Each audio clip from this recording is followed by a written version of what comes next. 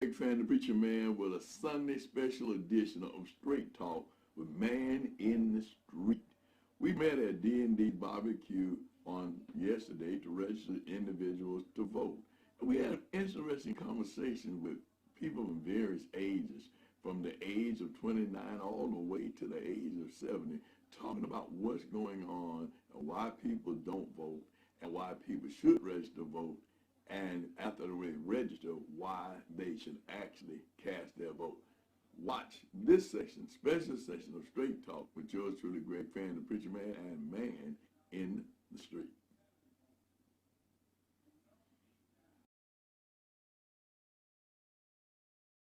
Yeah, the Man in the Street with Greg Fann, the preacher man, and we at D&D's Barbecue, best barbecue in town, doing voter registration. How you doing, Greg? I'm good. Waiting to get these people out here to come on and register to vote.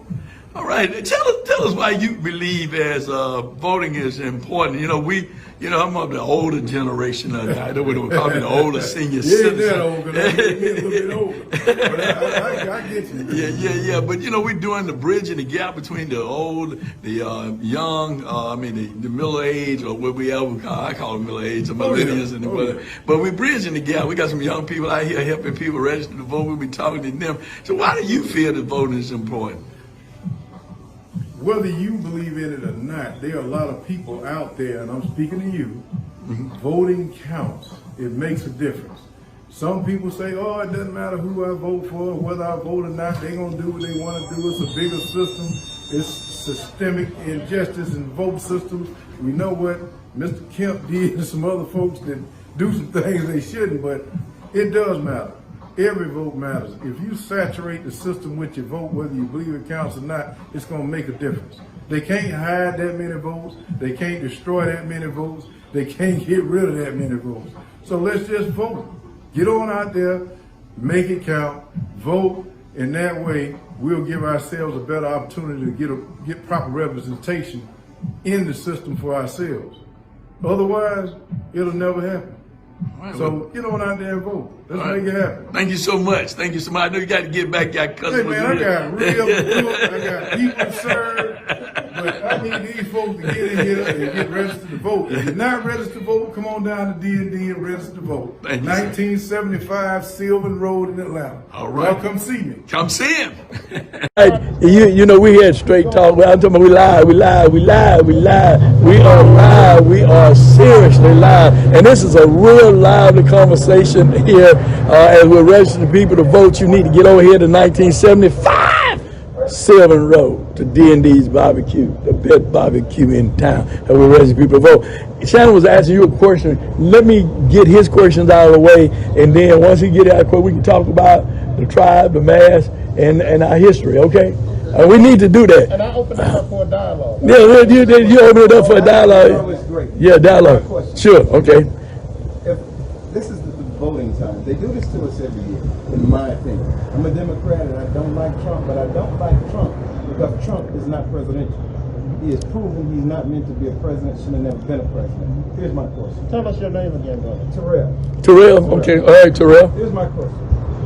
Why are they tying police brutality to voting? And no Democrat or Republican has ever done anything about police brutality. Period. It don't matter who you are. You could be Barack Obama. Barack did not do anything about police brutality. He actually brought it up on his way out the door. They started having those little townhouse meetings or whatever you want to call it, on his way out the door. Police brutality against blacks has been since blacks been in this country. No Democrat or Republican has ever done anything against police brutality. So why are we rushing to the polls to vote against police brutality when it's not going to happen? It's been happening since we've been here. Nobody has ever done anything about police brutality. Black lives have never mattered to anybody else outside of black folks until election time. So why are we allowing ourselves to be fooled once again? Do you really think something is going to happen, or do you not? Let me just answer your question. Pardon me? Okay. No, I don't want to answer your question if you don't mind. We got people that are watching and listening, right? And we have a dialogue here. Come around here. Curry, have a seat over there. You can't hit me with that all. Oh, you can't hit me with the man. Oh, Oh, okay, I'm sorry. Excuse me, man. I'm sorry you can't hear me. I guess the question I want to ask, make the statement of you. You're absolutely right. I want to agree with you. You are absolutely, positively right about what you said. Police brutality has been around. I grew up here in Atlanta. Police brutality has been around here from for wherever.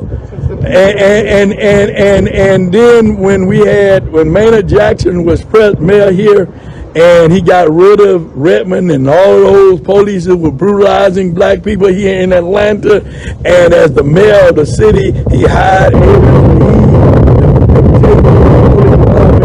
that's when things began to change here because we had a mayor. Because we had a mayor we elected that brought about changes in this city as it related to police brutality. And he brought in somebody that he held accountable to do that. And that was A. Reginald Lee. The point that you're making here is that politics is local. On a national level, we probably will never ever get that because you're talking about too many cities, too many states.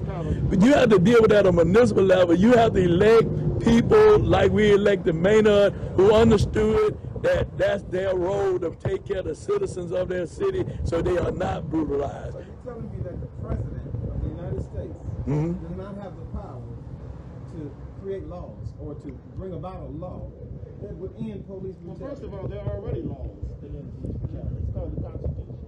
But that ain't work. That ain't work. So what you're talking about is you're talking about the enforcement of the Constitution. You're talking about the taking of our rights, our rights, our right to be able to exist as a citizen and not to have someone disenfranchise my right of life, liberty, and my own personal pursuit of happiness. That's given to me in the Constitution. The question becomes the interpretation of that and the enforcement of it. You know, I get that. But, I understand where you're coming from. I get you. My problem with this is this. I think it's deeper than that. I think it runs deeper than that. I think it's how you identify yourself in this country. Everything is written to specifics. I mean, it's to the core. How do you identify yourself? Are you black or are you an African American? Because a lot of both sides, we're the only ones that identify ourselves by a color that's written down. You understand? No. When they're not identifying you as a human being, Because see, I'm trying to understand you, but because of this American system, let me just say this. I'm gonna make you understand. Let me see if I can connect here. See, there are no white folk anywhere in the world, and I travel all over the world, except in America. The Caucasians. Okay? There are Caucasians. There are Germans, Italians, Swedish, Spanish, Portuguese. But the American system has colonized us. So when you say that there are no people who identify with the color of black, no, that's not true. And this, well, okay, I'll change that. Because all these Germans come here and they say, oh, there's a privilege. There's no German privilege. There's no Irish privilege because the Irish were the niggas and they needed not apply for jobs or anything else. The Italians were disenfranchised. So what they found out was they looked in the mirror and said, oh, I can stop identifying as an Irish. I can stop identifying as an Italian. And I can identify as white and grab white privilege and exercise white supremacy. And I can live and exist in this system, this American system, as a white person. So I can when you go to a country that identifies you by your color, they already got a race problem. I mean, think about it. You know what? Like you just said, no countries are doing that. You got Asians here. They're not yellow. Indians, they're not red. You got everybody else that's here that came here don't identify themselves by a color. But we do. That's already the problem. You already have a problem when you go into a country that identifies you by a color. We got to kill that. I think that needs to go away. Identify me as an African American. I mean, we're identifying each other by color. Therefore, this is already a racist country. Well, no other country does that. Think about it. And to speak on what you're saying, at this time, to this point, what you got to understand that we understand that for our own self. You know, we ask you what's your race? You say black. I said, what is that? He said African American. So we have to establish our own ideas first before we can expect somebody else to look up to us or who we are. So, you know, ask them, what are you, black American? Are you African? What's your nationality? So see, we've been lost for so long. Thank you. And the point is that we have to find ourselves and come up with our own, like right down in, where is it, Louisville somewhere, they bought 95 acres of land that they're trying to establish A safe zone. A safe haven. I saw that. So with that, you know, there's going to be black banks, black things, kind of like they have in New York, back in the day. Yeah, well, Black Wall Street. Black Wall Street, Mhm. that's a long, fast thing that we have to come out. You know, I don't know. One thing I want to say about it,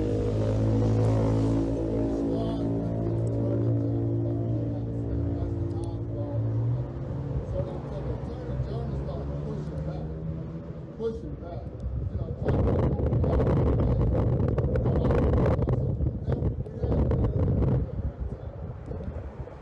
Hold on, Elder. Yeah. Mhm.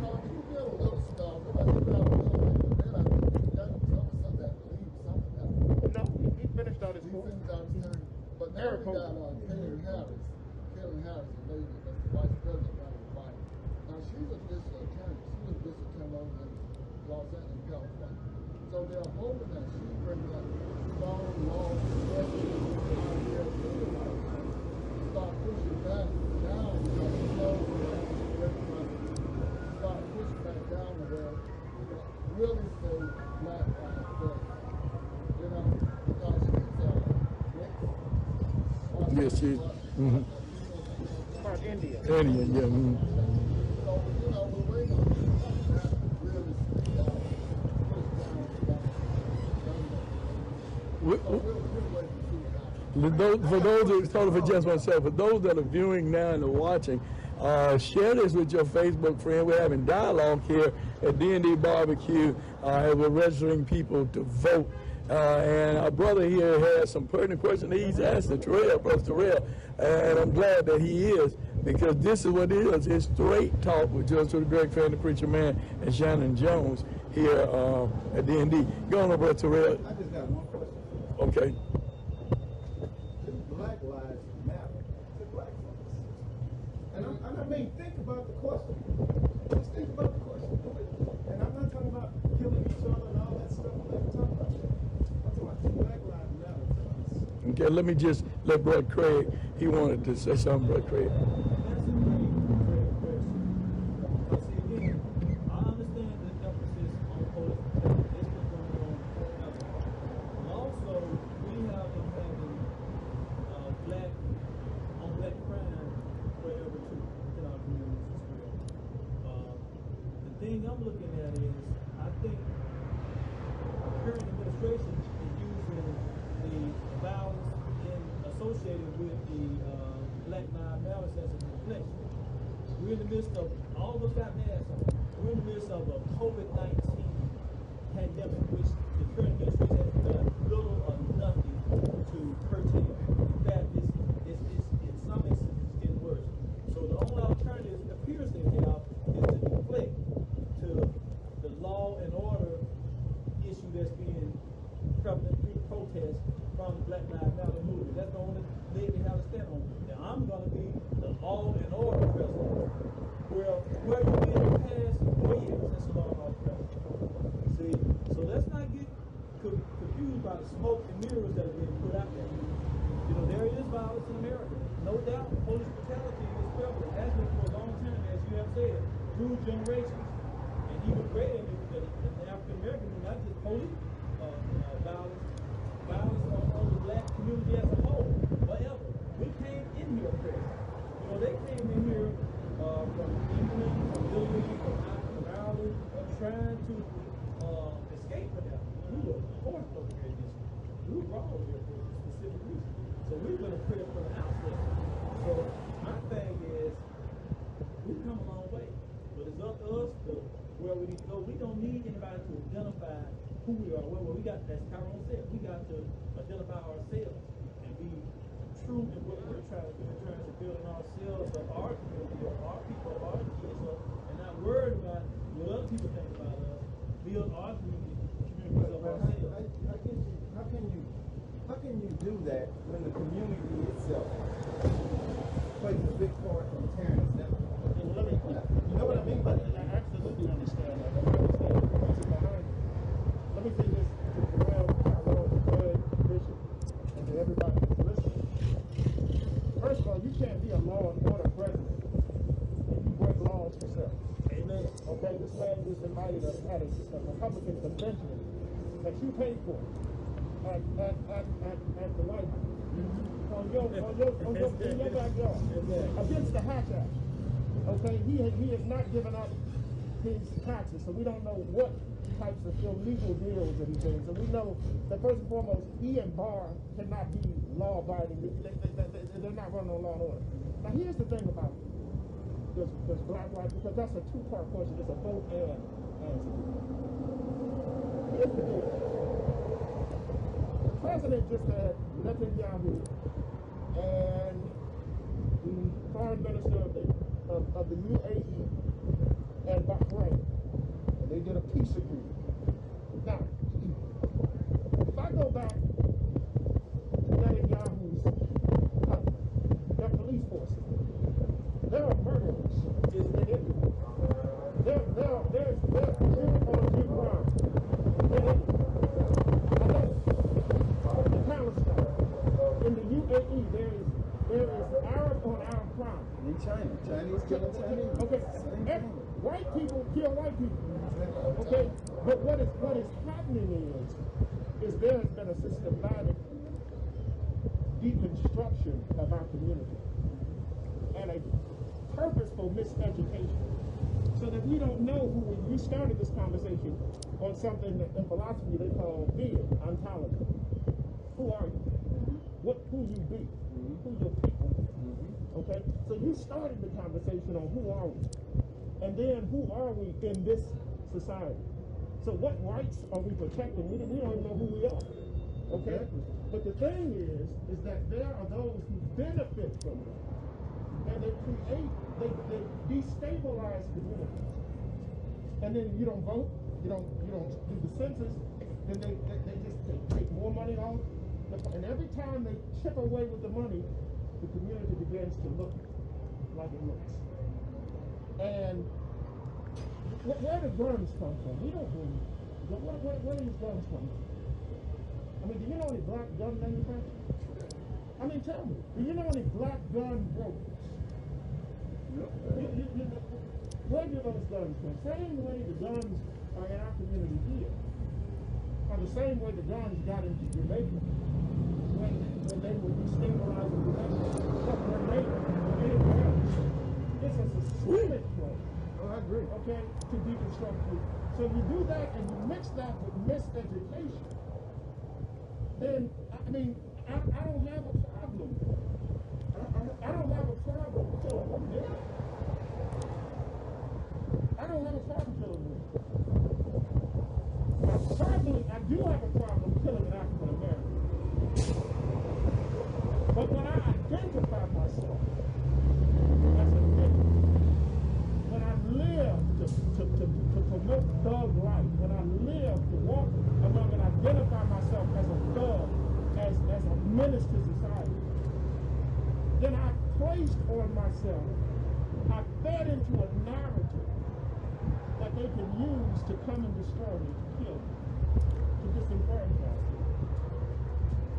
So if Black Lives Matter to black people, yes and no. I'm glad you said that, playing into a narrative part, because that's what we're doing now. And I'm not trying to be funny when I say this now, but when you come around every 4 years and you want to talk about police brutality, to me, you're joking to me. You really don't care.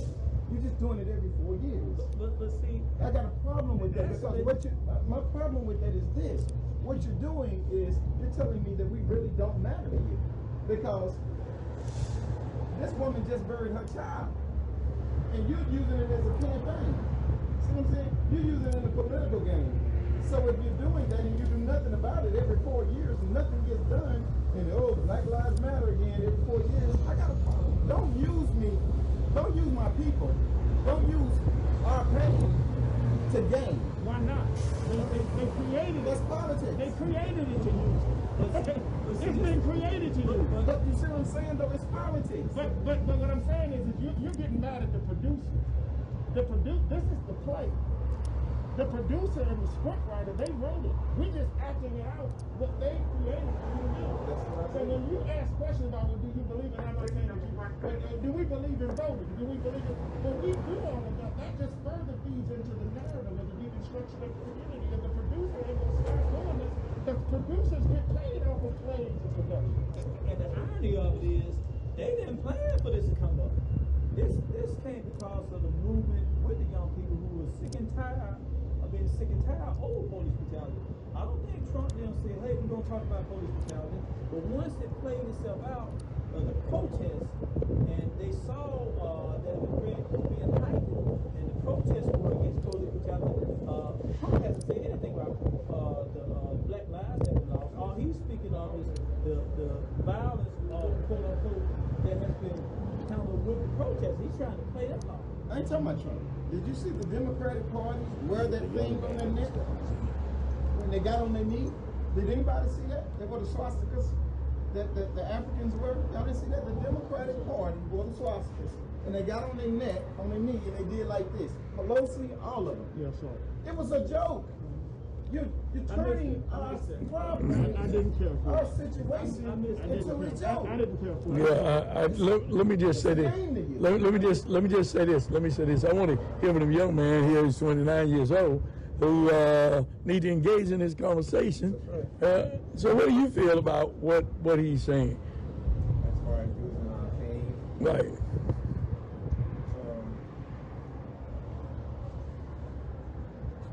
like Mr. Craig said,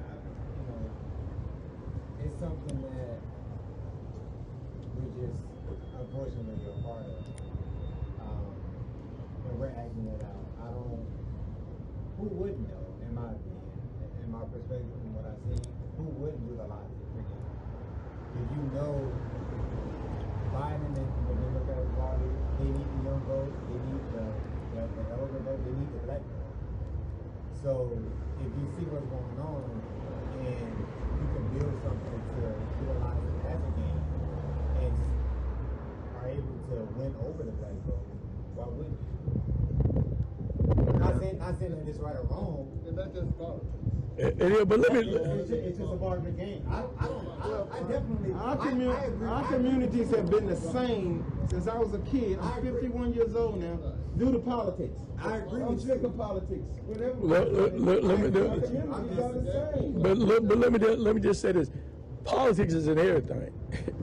But our communities have remained the same. But let me just say this. But we are our own problem for our own politics in our own community. Let's just keep it real, because we don't speak up, we don't speak out, we don't come together on the issues that we need. We wait until something, and Dr. King said this. He said, we as a people, we will only deal with stuff when it's on our doorsteps. We don't do anything prior to it coming to our doorsteps. We are the problem. We are the problem. We are reactionary people, not proactive people. And until we become proactive, we will continue to do the same thing and continue. A person that keep doing the same thing and keep getting the same result is a person that's stuck on being insane. And what you're saying is we keep getting the same result because we keep doing the same thing. That's because we do not deal with the issues that are at hand when they are at hand. We see it, but we're quiet, we're silent. That's why we got Straight Talk here. That's why we started this program, Straight Talk. Because the reality of it is we have systemic problems that are happening with black politicians. We have systemic problems happening with white politicians. Isn't it insane for somebody to come to you as a black person and say, vote for me, because I'm going to do this for you, I'm going to do that for you, or white, or whomever, whatever color. I'm going to do this for you. If once I'm elected, I'm going to do this for you, I'm going to do that for you. And then once they get there, and then you go to them on those things that they promised they were going to do, then they tell you, I can't do it. I can't do it. They won't let me do it. Isn't that insane? You're a payment, right? By profession, right? You tell me you're going to pay my house, and this is what you're going to do. And then when you get it there, you tell me you can't do it. I'm going to fire you. I'm going to fire you on the spot, right then and there. We allow black people to pimp us that are elected. We allow other people to pimp us. And they come to us and tell us what they're going to do, but we never tell them what we want them to do. We never tell them what we want them to do. So that's our problem. That's our problem. But that is our problem.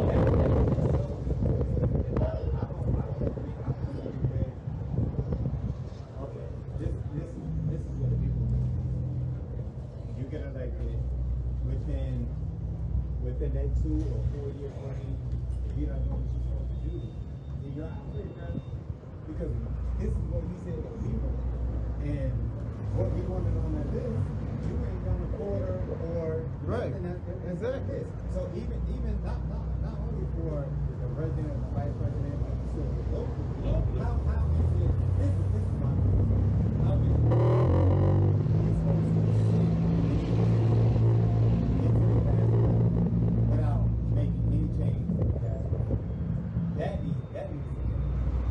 So 4 years, 2 years, 10 years, 8 years, 3 terms, whatever the case may be. There needs to be a line between. Hey, we said we needed this, we said we wanted that, it wasn't done. You're gone. We don't need Next to person. We don't need to see.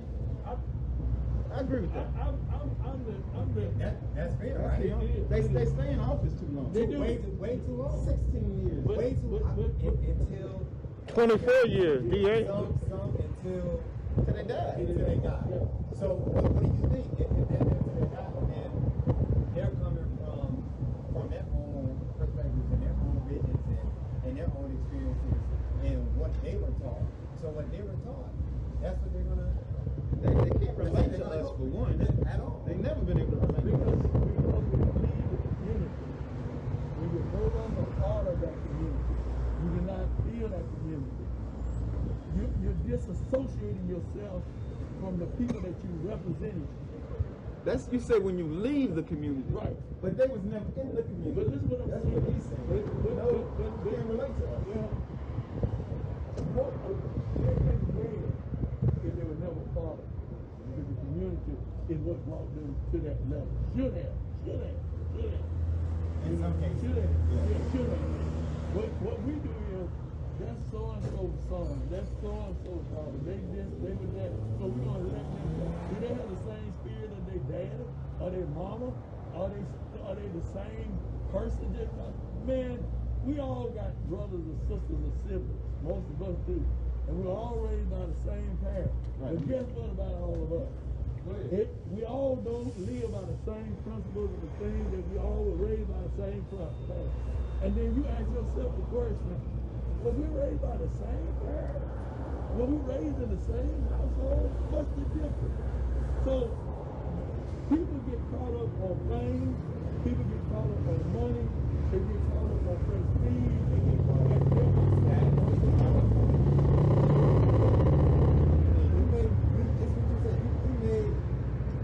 We may come from the same household, we may come from the same community. And somehow, some way, I was able to get that leverage, and the people push me, and other people with other influences and how they feel, money is involved, different things is involved, and I detour from where I started from and my whole purpose on being in that position to something completely different. And we have to hold people accountable, we have to hold people accountable. That's the point. That's our point. We do not hold, we want to hold this person, that person, I know so-and-so, that's so-and-so child, and they were good to me, and blah, blah, blah, blah, so I ain't good, I'm going to let them get paid. I do not believe in giving anybody a pass. This program Straight Talk, every week, we throw somebody in the trash can. I don't care if they're black, I don't care if they're white, I don't care if they're Jewish, I don't care if they're young, if they're older, if they're not doing things to benefit our community, they're doing things that are hurting our community. the trash can and give a reason why they need to be in the trash can. That's what we need to do. We need to stop just going along and get along with even our people when they ain't doing what they need to be doing. That's what we need to be doing. Hold them accountable. I agree with that. I certainly hope that you've enjoyed this special edition of Straight Talk Man on the Street. Talking to individuals about registered voting and voting. The last day to vote, register to vote rather, is October the 5th. October the 5th is your last day that you can register to vote. But it's important not only that you register to vote, but that you vote. There will be the election on the 29th to fill the seat of the late Congressman John Robert Lewis.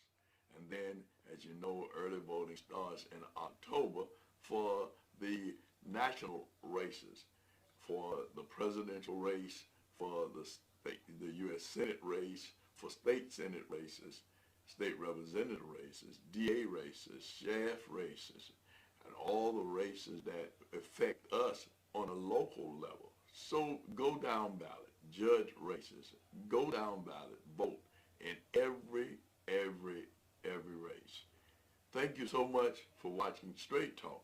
Do tune in to our regular broadcast on Tuesday from 7 to 8 p.m. Share it with your Facebook and YouTube friends. At Straight Talk with yours truly, Greg Fann, the Preacher Man, and Shannon E. Jones.